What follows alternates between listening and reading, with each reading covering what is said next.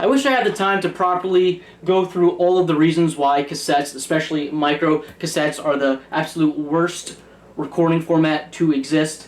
I wish I had the time to properly do a video about that, but ain't nobody got time for that. So instead, today we are just going to listen to me ramble and vent, and that's the best we can do. So to summarize, though, why cassette machines, decks, whatever you like to call them, are just terrible is a lot of things, honestly. Mostly it comes down to really low production costs. The materials that were used on most of these machines, mid-tier to low-tier, I don't have that much experience with the high-tech gear, but you know, the degradation of the mechanisms, both between the electrical components to the drive mechanisms, there's so many things that could go wrong. I've probably fixed at least a dozen cassette decks, and each one of them had their own intricacies, and not one of them was ever at any point 100% working to 100% working condition. The speed would sometimes fluctuate, especially these micro cassettes. These things were made so cheaply, and they're meant to be handheld, so they're jostled around, and they were not built to last at all.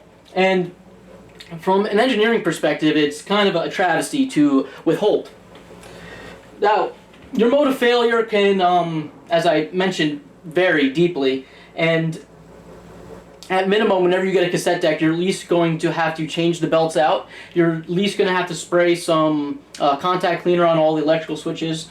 You might have to add some lubricant here and there, but that's about the minimum. For these micro cassette decks, there's so many things that could go wrong because the mechanisms are so small. You know, I obviously can't take an hour here and explain all the possible modes of failure.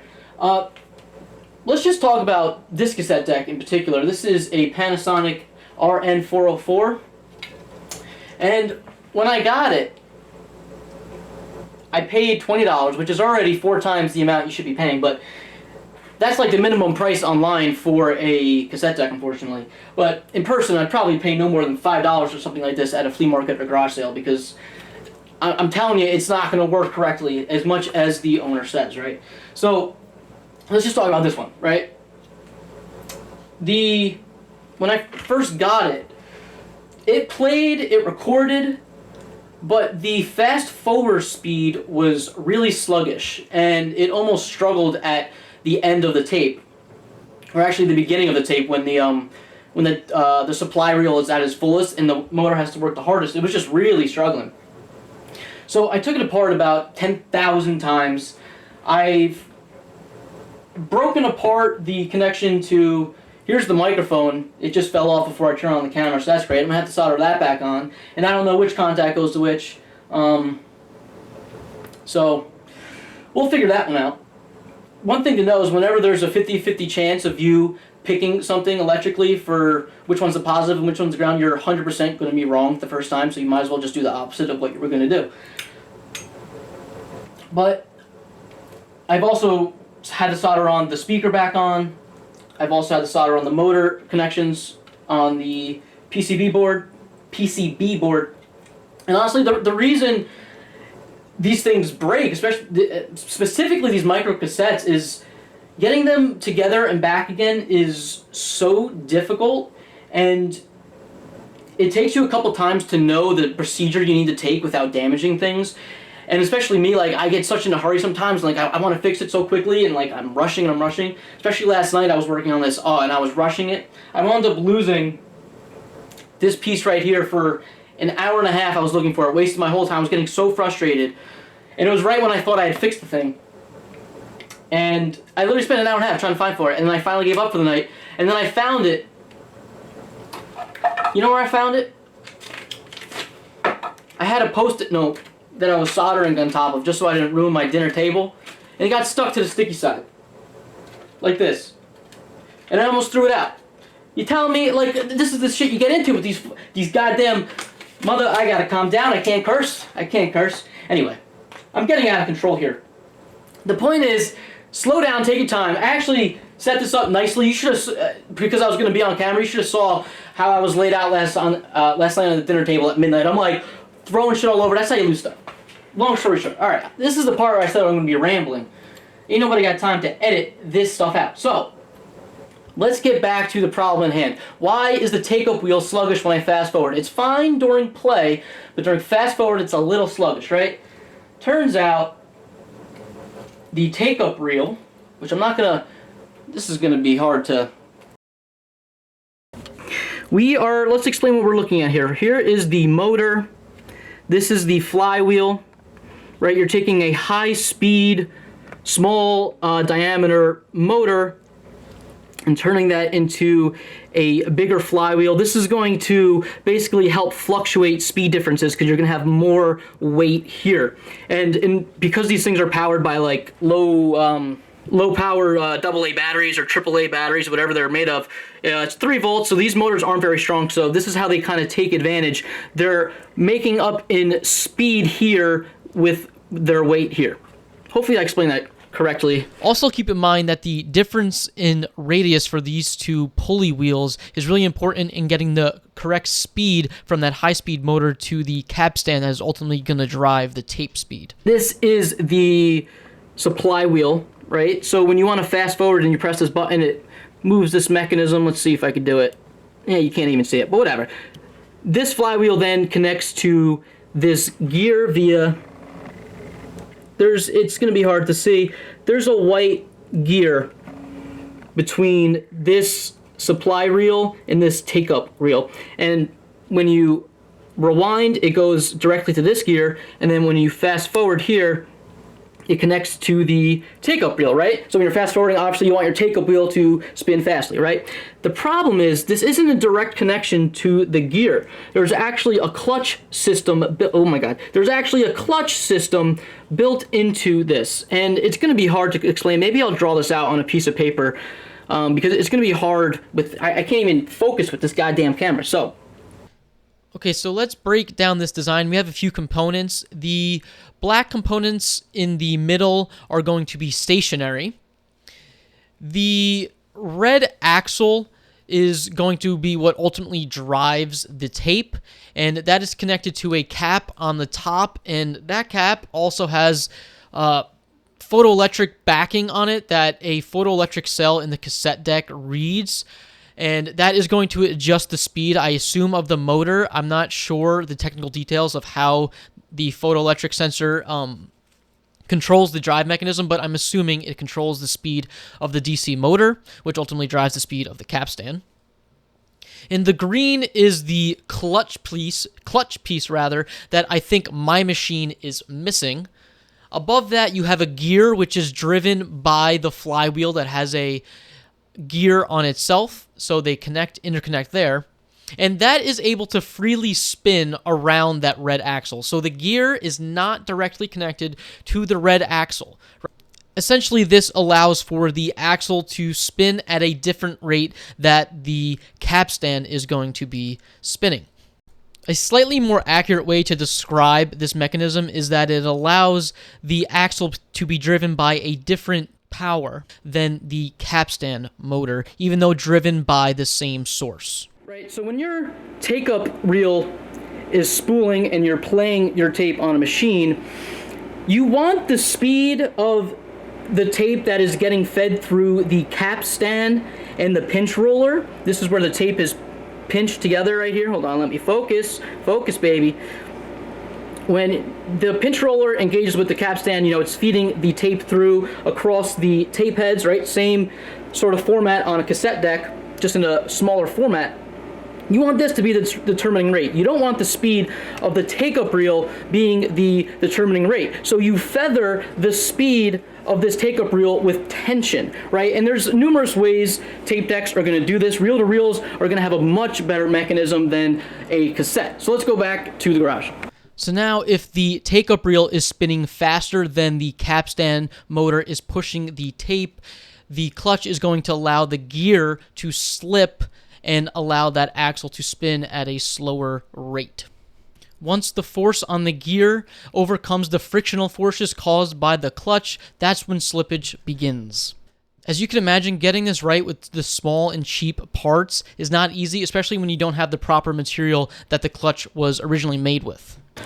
So last night I tried this piece of felt for the material. It did not work. So today I figured I'd try some cardstock. It has to be a really thin material, and the felt was just too thick and it wasn't allowing it to slip. There was too much friction there. The friction coefficient was too high.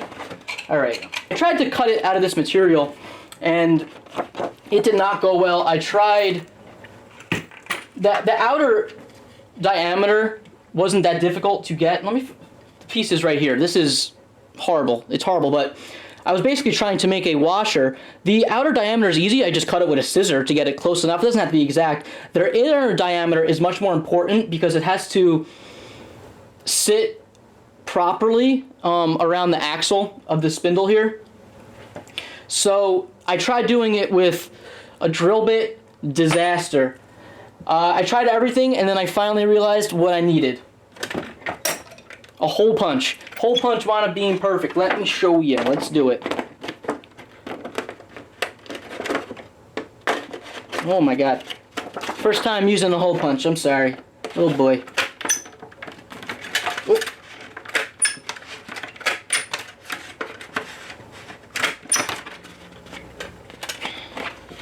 Alright, so let's just use this one here. So that's going to be the inner diameter. Let me trace the outer diameter now.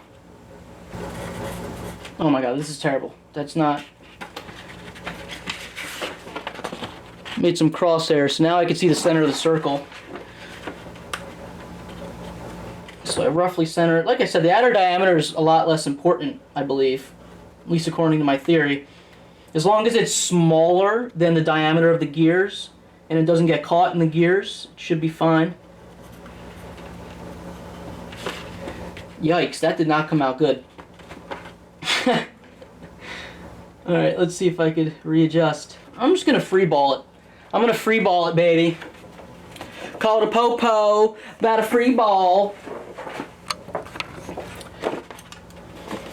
I don't remember how much I was talking about the engineering behind the cheapness of cassette decks. Because I accidentally did 2 takes because I didn't have the microphone on when I did the first take. But just to kind of reiterate, some of the reasons I think, I'm just guessing here, that the materials used on these cassette decks was so cheap was a couple of reasons. The first reason being plastic just becoming more common in the everyday design of products, consumer products. You know, reel-to-reels weren't necessarily a consumer product, right? This was a very hi-fi market, people who were into full-size reel-to-reels. But when cassette decks came out, you know, these were designed to be adopted by the average consumer market that's not going to necessarily want to spend a lot of money on a machine to play music, right? It's supposed to be super cheap, so the materials are really cost-effective for that reason. And the second reason is because, once again, just theorizing here, since the mechanisms are much smaller, it is a lot harder to produce these types of patterns on metal than, say, a bigger dimension piece, because the tolerances are going to be much less on a big cassette deck where it doesn't have to be as intricate. So I think that drives up the cost as well a little bit there. So they kind of cut corners wherever they can. So anyway, let's see if this is a good size. I think this is going to work. I think it's a little too wide, so I'm going to take some off. If this works, I'm going to be so happy. I might have to do 2 layers. Oh. I think someone's at my house. Oh man, I haven't been back here since the good old cat days, brother. Those were good old days, huh? From this point on in the video, I turn the audio off on my camera just because I'm talking to my boy Tim, and he starts saying some crazy shit, man. So, I'm going to do some narration here and there, and then later on in the video, I start talking again. So the one washer I used was not thick enough or did not have enough friction, and the axle would just slip on the gear, and the tape would not be taken up by the take-up reel at all. So I tried a bunch of different thicknesses. I tried wrapping it in tape. I've tried a bunch of things. older brothers and sisters. He's the youngest by like 10 years. Oh, okay, all his brothers and sisters. Records in the house growing up. Not only that, but his mom.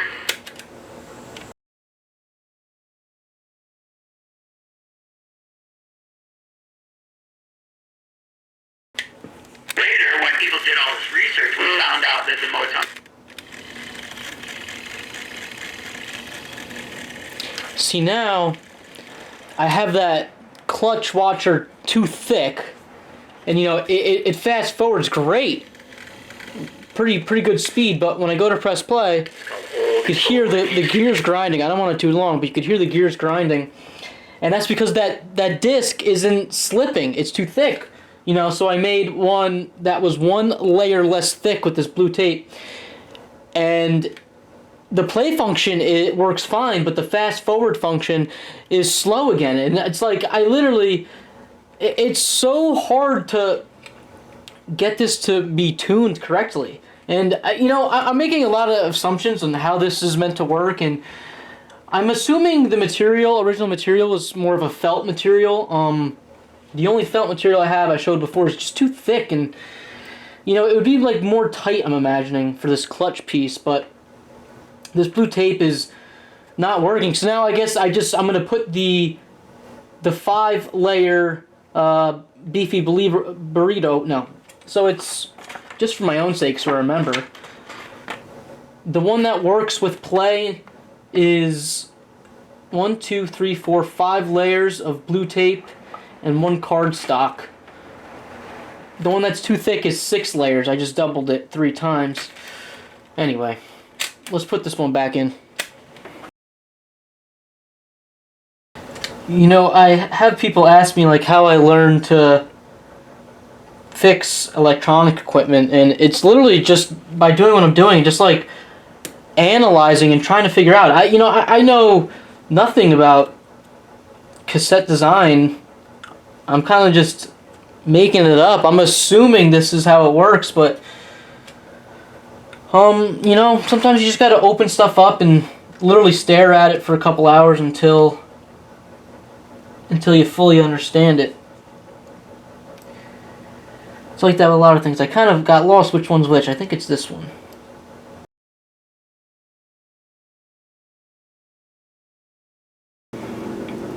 Literally the only way to strip these extremely thin, small gauged wires is to do it with your teeth. If you try to do it with one of these, it's just, the holes are just way too big. I don't know, there's probably a better tool, but honestly the teeth actually winds up doing it perfectly. Let's see how, it's like perfect length. So when I solder this, I'm taking a guess on the polarity of the wires. So let's see what happens.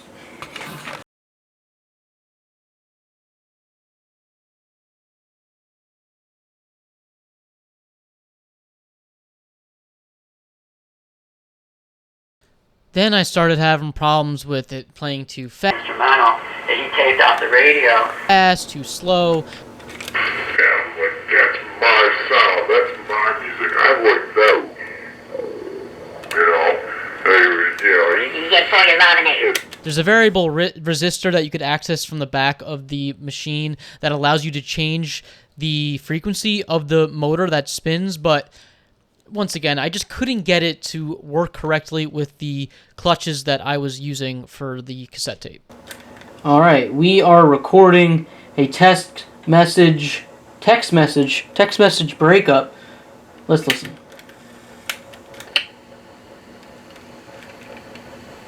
Alright, we are recording a text message breakup. Unfortunately, we're not going to get much better than a happier ending than that, because this thing still sucks. Unusable, not going to be reliable if I'm trying to record me and my friends having a conversation. This is just another one of these goddamn microcassettes that are just my graveyard of broken microcassette recorders. If anyone has a working one, just send it to me. Please, damn it, I'm desperate, man.